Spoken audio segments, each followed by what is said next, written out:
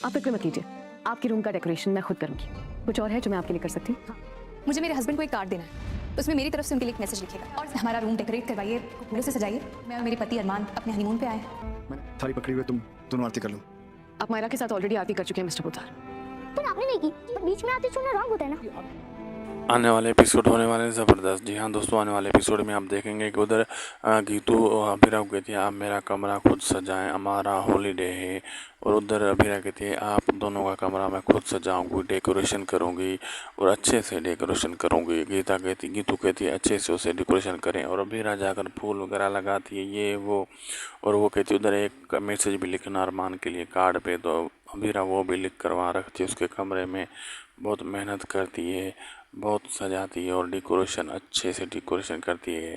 तो दूसरी तरफ दिखाया जाता है कि पूजा के टाइम अभिरा जो होती है ना उसके हाथ से थाली फिसलती तो अरमान तो पकड़ लेता। अरमान कहता है मैं थाली पकड़ी हुई है, तुम आरती कर लो दोनों। तो अभिरा कहती तुमने अभी तो की है पोद्दार साहब आरती, तो मैं क्यों करूं। मायरा कहती है नहीं हाँ हम करेंगे। अरमान कहता तुमने नहीं की, तुम करो।